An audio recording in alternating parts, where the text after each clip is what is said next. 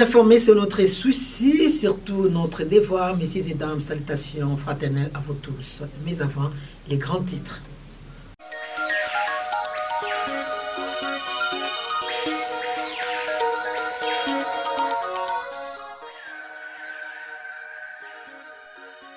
Dimanche 19 janvier 2025, l'évêque de Boma procédait à l'installation du nouveau curé de la paroisse Isidore Bakanda Kambote. Il s'agit du révérend Père Sylvain Balanda. L'autorité urbaine accompagnée de la mission mixte est allée s'enquérir de l'état de l'évolution des matériaux nécessaires pour résoudre la question qui se pose à 100 pas. Voilà tout pour les titres, mesdames et messieurs. Une fois de plus, bienvenue à cette grande édition du journal sur la télévision catholique. Dimanche 19 janvier 2025, deuxième dimanche de l'année liturgique C. Monseigneur José-Claude Mbimbamba a communié avec les fidèles de la paroisse Bien-Aimé Isidore Bakanda Kambote, où il a procédé à l'installation du nouveau curé, le Père Sylvain Balanda.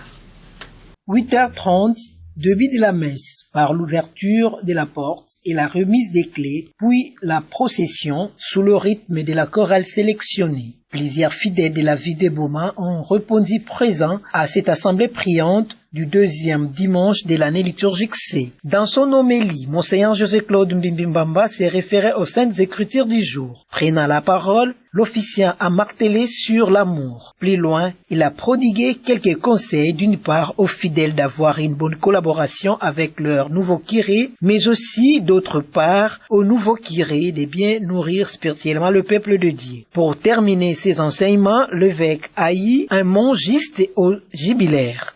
Na dikwela ina nos de Cana. Yesu na kidimbu ya mesala kidimbu ya tete. Miracle yai. Yandi memonisa ngolo na yandi, bunzambi na yandi, mkembo na yandi. Bebet mekuwa awa evangeli kana kusuka ametuba. Yesu monisaka mkembo na yandi. Pe balongosu na yandi, bakwikilaka na yandi. Bapanga haleluya. Yawu ya inde.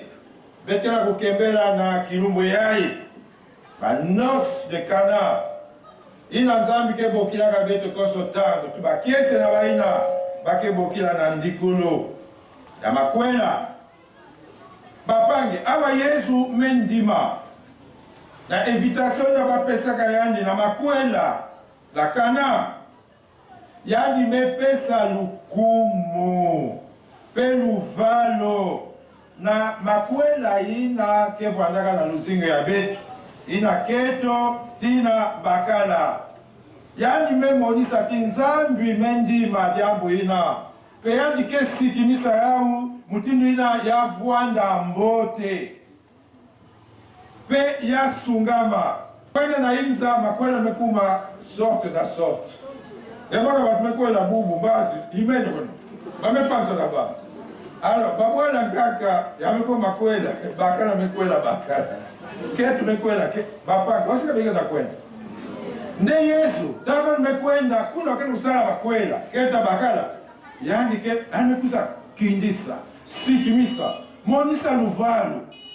Yani kwela, ina, salamaka tina ketu na bakala. Après l'homélie, sont intervenues les différentes étapes de l'installation. Le tir du décret de nomination par le curé doyen de Boma, l'abbé Ferdinand Makoko, le renouvellement des promesses sacerdotales du nouveau curé, dialogue entre l'évêque et le curé, profession de foi et serment de fidélité, prestation de serment des bons administrateurs, la remise des divers lieux consacrés au ministère, à savoir les sièges du président, les tabernacles, le baptistère, les confessionnals et la cloche. Le père Sylvain Balanda a donné un coup de cloche pour marquer sa mission de réveiller les chrétiens et les inviter à aller à la paroisse pour la célébration eucharistique.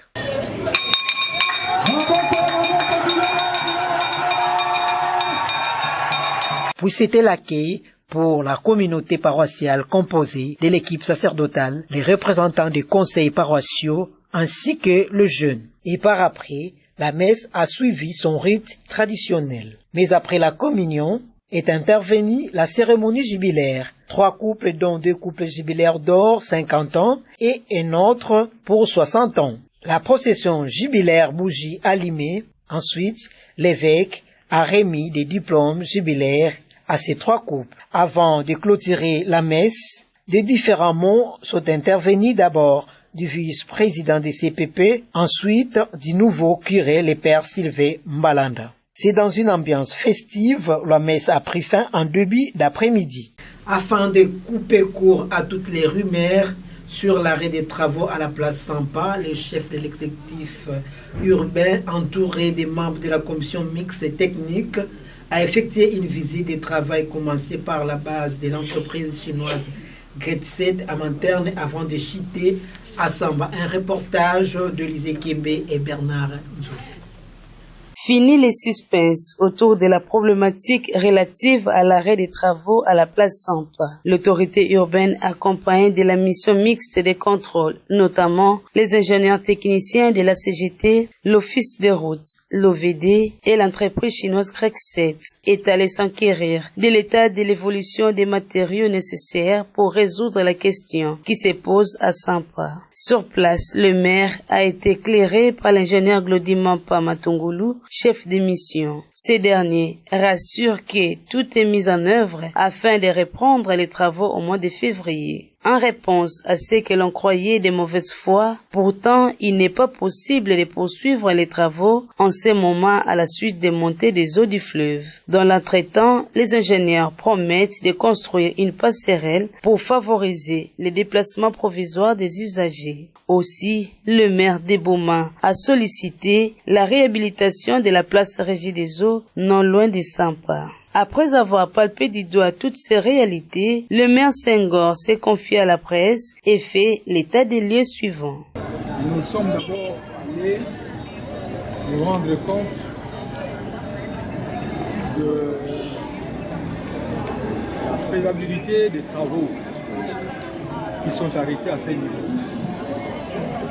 Nous nous sommes rendus compte que le matériel est bel et bien là. Mais comme ils avancent et qui sont des techniciens, avancent comme raison la montée des eaux, ils ne peuvent pas travailler parce que le terrain n'est pas accessible.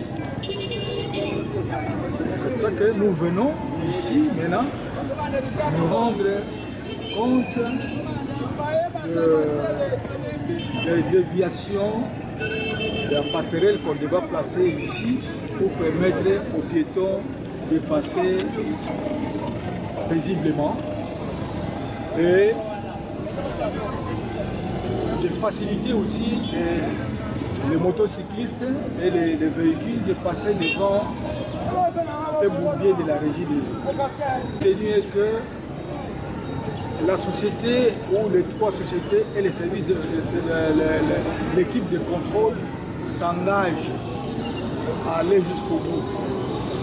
Que les travaux pourront aussitôt reprendre le cours normal début février.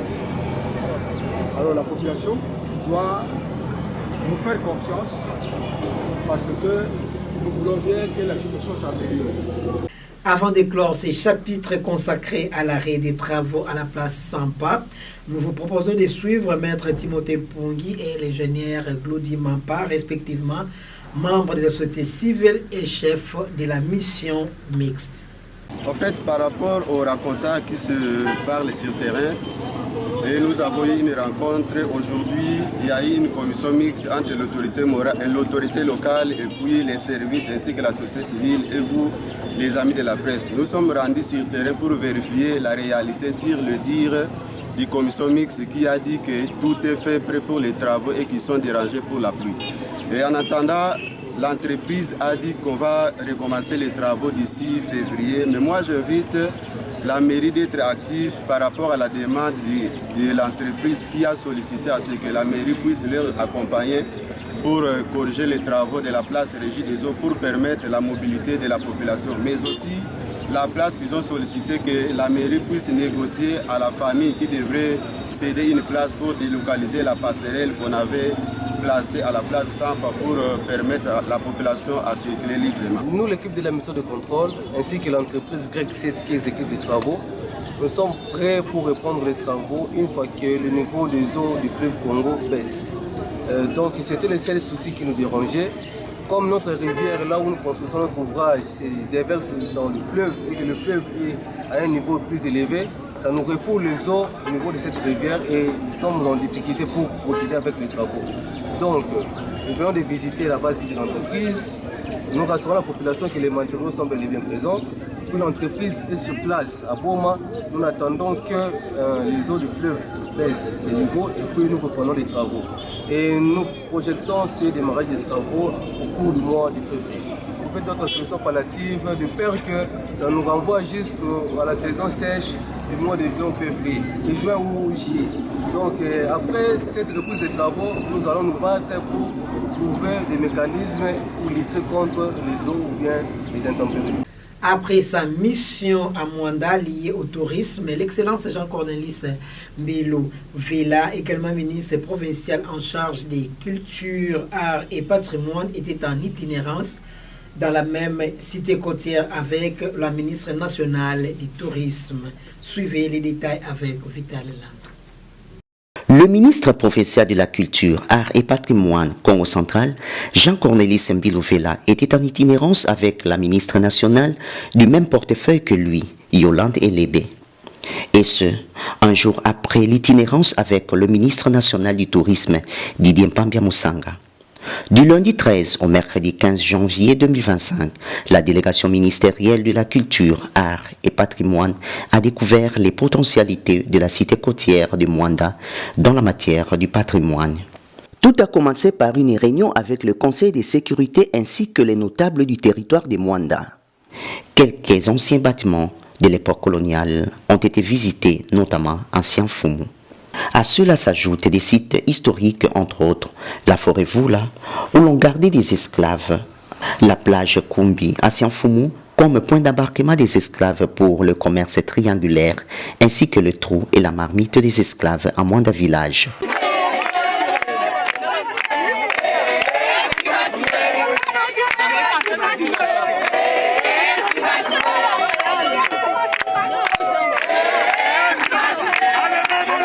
La délégation a également visité la première école primaire au Congo, Saint-Louis, ainsi que la première église catholique en République démocratique du Congo, Notre-Dame des Grâces. Soucieux de retracer la vraie histoire sur Mwanda, qui attire de plus en plus l'attention de nombreuses personnes, les deux ministres, national et provincial, ont foulé les sols de la pointe des bananas pour écouter de leurs propres oreilles les explications sur la découverte de l'embouchure du fleuve Congo. Au retour de la délégation mercredi 15 janvier, dans la matinée, Boma, ville historique, a également attiré l'attention des patrons de la culture, art et patrimoine. Jean-Cornelis Mbilo Vela, toujours et encore d'un esprit managérial, a fait découvrir à la ministre nationale du même secteur que lui l'habitation des premiers gouverneurs au Congo, ainsi que la première cathédrale en Afrique centrale. La visite de la ministre nationale de la Culture, Arts et Patrimoine ouvre d'autres perspectives de collaboration avec le ministre provincial de ce même portefeuille, Jean-Cornelis Mbilo Vela, qui ne cesse de multiplier des efforts pour le développement de la province du Congo central, dont des ministères à sa charge. Dans le cadre du ministère du Tourisme, l'excellence Jean-Cornelis Mbilo Vela, ministre provincial en charge de ces secteurs, était émerveillé de la particularité du village Kimwabi où la pêche aux huîtres est l'une des activités principales. Lors de sa tournée dans cette partie de la province du Congo central avec le ministre national du Tourisme, l'excellence Didier Mpambia, Jean-Cornelis, s'est approché de la population pour en savoir plus et penser à bien de bonnes choses pour l'avenir.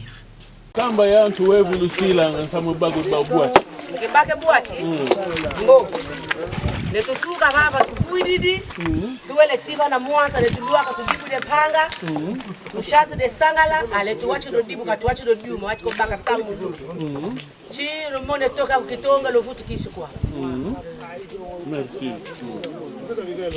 tuwa no mubwati tudibidi stadi ene chipengela etu tobole tudibidi munandangu ale tudibu kidi tuwache kidi baka le tukuiza tutombo le munanlungu tuside mutono tuvidi vula tuvada ke tukatu le pengela tusomene tusukuidi tusidi munlanga mungu kumokia tufutidi tukangidi tufidi sezikole ya tubena kwa kuna ke lufidi sang zikoli wene ya ziklia zeno lumbu ya bwachi bakane bakananga ndambo Oui, nous vivons une réalité ici. Nous sommes dans le village Kimwabi, parce que nous sommes là dans le cadre du tourisme. Nous sommes venus accompagner le ministre national du tourisme. Nous sommes venus les mangroves et le village Kimwabi où se fait l'éclosion. On pense directement aux huîtres. Nous avons vu comment ça se passe, les dames, les mamans qui viennent du fleuve, récupérer les huîtres et les amènent. Vraiment, c'est une étape très très importante. Nous osons croire que dans le cadre de la promotion du tourisme, les jours à venir, nous penserons à des lieux de stationnement où les gens peuvent venir en touriste, où ils peuvent même se nourrir uniquement des huîtres. Jadis, c'était vraiment un produit très négligé, mais de nos jours, je ne sais pas si c'est à cause de la crise, mais les gens ont découvert et ont commencé à préférer cet aliment. Nous allons voir dans quelle mesure encadrer la reproduction, la production, la commercialisation ainsi que la consommation de cet aliment est combien important et aussi nutritif. N'est jamais abandonner les siens comme promis pendant la campagne électorale, l'honorable Marie-Josée Nyongo Swami a payé les dettes de la régie des eaux de la borne Fontaine-Guengue fermée depuis quelques temps. Détail avec Jimmy Bunga. Marie-Josée Nyong'o-Swami avait placé une borne fontaine à Misselabé, précisément à Nguengue, lorsqu'elle était encore maire de la ville. Et la dite borne était fermée par la régie des eaux suite aux impaiements des factures. Saisi de la situation, l'élu de Boma a répondu aux cris d'alarme de la population de Nguengue, celle-ci après avoir diligenté une équipe de s'acquérir de la situation. Marie-Josée Nyong'o-Swami a payé toutes les dettes de la régie des eaux et leur a demandé de vite réouvrir ses robinets en vue de permettre à la population de ce coin de s'approvisionner en eau potable. La population bénéficiaire très touchée de cet acte de générosité n'a pas caché leurs sentiments. Melomba, merci en tant que Kide. Melomba, merci beaucoup Kide. Na façon de me salila lusolo ya mbote na kuzibula maza yayi. Maza bakanga kaya panda 2 semaines. Samu na banyongo ina tata nene kufuaka ine mutu be kufuaka yepitama bato a régie bana kulanda kaka nyongo yayi bakuzakanga ya panda 2 semaines batuleni kama maza kwena sosa maza bana kuza déranger muno vraiment en tout cas honorable Marie-Josée Nyong'o-Swami Kide merci njambi futusila nge ya mingi njambi futusila nge ya mingi dibuluina ya bika kauka ya kauka ve ya butana kaka petrezamba kisalwa nene kenange na mbanja boma kulashe betu ve ngetata na kaka na kusunga beto po munu antukane bele mbongo yaye muke koka ve muna kudokuna neti musubisa me ko futa facture munu medo kuna daka ya tama mutuva nganda awa 15000 komi muna koka fe kufuta ya beto kato sa pombe mitemna kulomba na nge mama kubika betu fe vana betu ketwadi en tout cas mukena mambo mingi fe merci beaucoup. Au nouveau gestionnaire d'en faire bon usage pour ne plus retomber dans les filets de la régie des eaux. La population du secteur de Boma-Bongo kilomètre 8 est préoccupée à cause de l'état de délabrement très avancé de la route Lukando vers le quartier d'Ingongo et lance un SOS aux autorités compétentes de la ville de Boma en général et du secteur de Boma-Bongo en particulier. Plus de précisions avec Blessing Nzouzi. Nous sommes au secteur de Bumabungu, précisément au kilomètre 8 à l'arrêt Lukando. La route qui mène vers le quartier d'Ingongo est devenue de plus en plus impraticable. La population de cette partie éprouve d'énormes difficultés pour accéder à cette direction, surtout en cette période pluvieuse. À l'heure actuelle, sur cet endroit, il n'y a pas d'accès pour les véhicules ni moto, sauf les piétons, mais aussi avec beaucoup de difficultés. La population du kilomètre 8 lance un cri d'alarme pour la énième fois aux autorités de la ville de Bouma en général et au secteur de Bumabungu en particulier de trouver une solution urgente. Interrogé à ce sujet, l'un des habitants de cette partie trouvé sur les lieux exprime.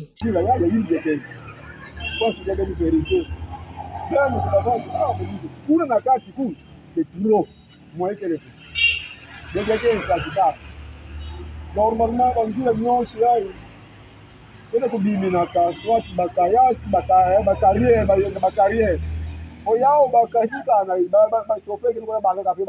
bamabanga kule sini mwa ba hizo kuko batunga fly keleke bana soka tu bakona baka kamika mekona koja kamesiko meka myo yinga bakona luwe moya mwana kwa ya bau yangana kwa ya ba possesseur ya bakami ankade yamwe kwa sala mabu kiani yakenda pesa yetu kiani tena c'est la population ya bongo alors d'abord monsieur avec nous.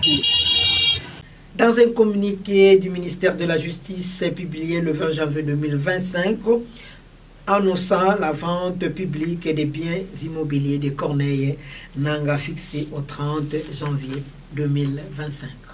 Le gouvernement a fixé au 30 janvier courant la vente publique des biens immobiliers de l'ancien président de la Commission électorale nationale indépendante CENI, Corneille Nangaa, devenu président du mouvement rebelle alias de Fleuve Congo AFC, est condamné par la justice. Cette annonce a été faite lundi 20 janvier par le ministre d'État en charge de la justice, Constant Mutamba. Cette décision est une exécution des arrêts de la Cour militaire et de la Haute Cour militaire ayant condamné l'année dernière Corneille Nangaa à la peine de mort pour terrorisme et crimes contre l'humanité.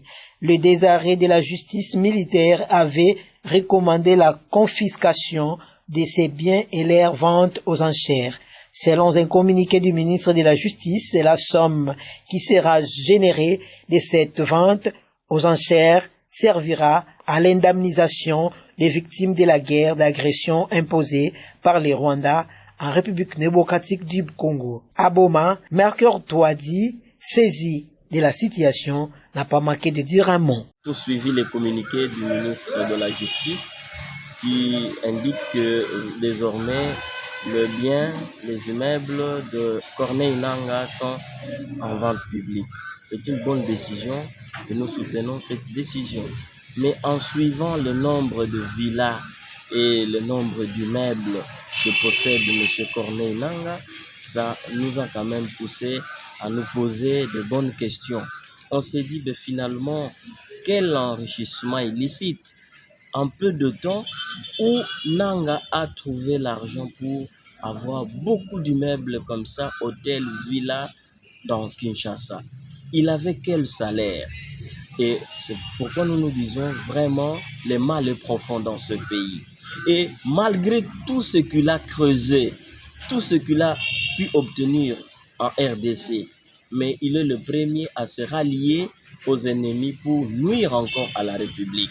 Et on comprend que ceux qui gagnent beaucoup d'argent dans ce pays n'aiment pas le Congo. Par contre, c'est nous autres qui gagnons de l'argent difficilement. C'est nous qui avons encore l'amour de la patrie.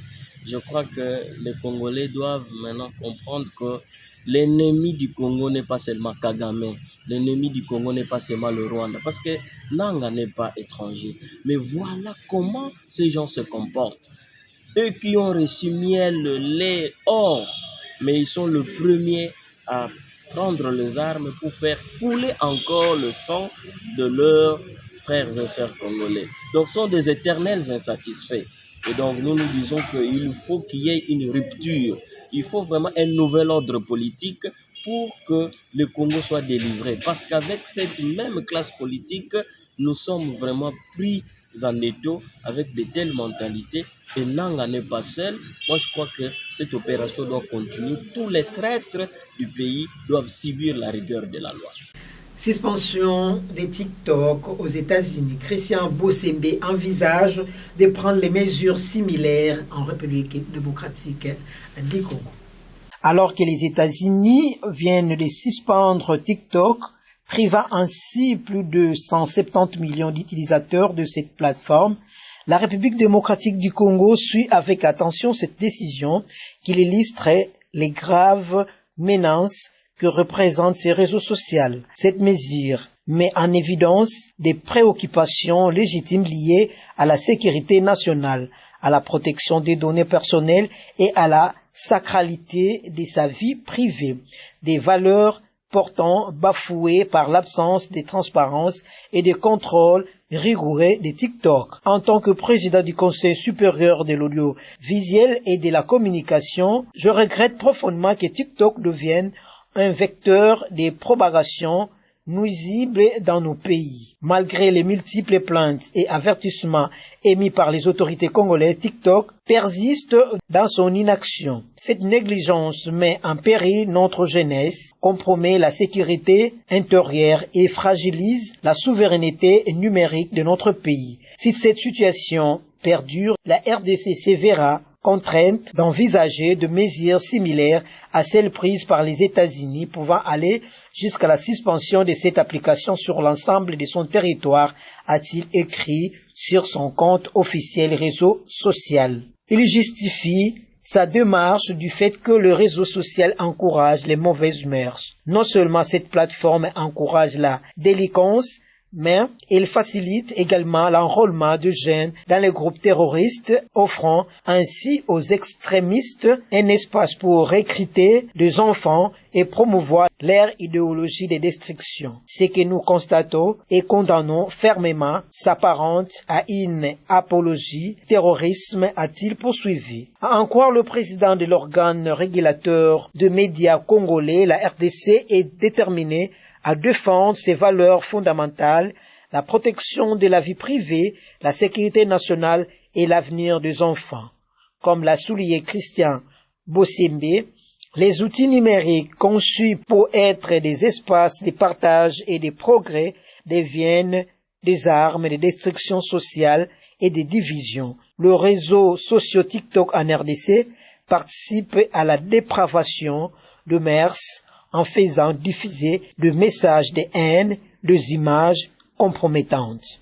Parlons sport à présent. L'actualité reste dominée par l'organisation des élections au niveau de l'entente urbaine de football de Boma le vendredi 24 janvier 2024. Chouralando, journaliste sportif au micro de nos reporters. En dehors du championnat local qui a déjà commencé, aussi le championnat provincial, où il y a 7 clubs d'ailleurs de Boma qui participent. Mais l'actualité va certainement faire la chronique au niveau des élections, puisque la Fédération congolaise de football association, ou encore le CONOR, a bien voulu que les entités subnégataires, c'est-à-dire les ententes et cercles, organisent les élections ce 24 janvier. Déjà ce vendredi, au niveau de la ville de Boma, nous sommes dans la fièvre des élections. Et les comités sortants, chapeautés par José Kini et d'autres candidats en liste, en tout cas, c'est par liste. Donc chacun est président, tout candidat, et tous ses membres, différents postes. Donc c'est par liste qu'on va choisir le futur dirigeant de l'entente urbaine de football de Boma. Donc nous voulons que les choses se passent dans le calme. Nous souhaitons que, comme il s'agit de sport, que le fair play puisse régner, que le meilleur l'emporte. Ceux qui vont gagner les élections vont essayer d'apporter un plus au niveau de notre football. Parce que, comme nous le savons très très bien, la ville de Boma souffre de manque d'infrastructures. Depuis que le stade Sokol est devenu terrain, eh bien, on attend toujours la bonne foi du gouvernement central ou encore des autorités provinciales pour que Boma soit doté d'infrastructures. Mais nous voudrions que ces hommes-là puissent être rassembleurs, c'est-à-dire convaincre certains mécènes sportifs qui puissent aider cette jeunesse à émerger, parce que nous avons pas mal de talents dans la ville de Boma. Il faudrait donc des hommes qui rassemblent, il faudrait qu'il y ait des mécènes sportifs qui mettent la main à la poche pour aider cette jeunesse à sortir de sa torpeur. C'est la fin de cette édition. À vous tous qui nous ont eu à mi-chemin, les rappels de titres.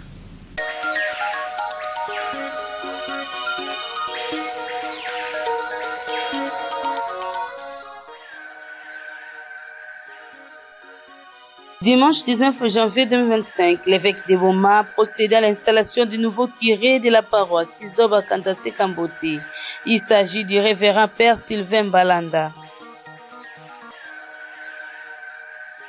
L'autorité urbaine accompagnée de la mission mixte est allée s'enquérir de l'état de l'évolution des matériaux nécessaires pour résoudre la question qui se pose à Sampa. C'en est complètement fini. Un journal d'Élysée Kembe qui a connu les concours rédactionnels de Jimmy Bunga, Blessing Juicy, Merveille Ndondo, réalisé par Crépin Goumba. À vos chers téléspectateurs, excellente suite des programmes sur la chaîne et Dieu ses aime. Au revoir. Suivez également ce journal sur YouTube en tapant RTDN Boma. Partagez et abonnez-vous. N'oubliez pas d'activer la cloche des notifications. La RTDN dans vos poches, la RTDN entre vos mains, la RTDN à l'heure du numérique. RTDN, chaîne de l'excellence.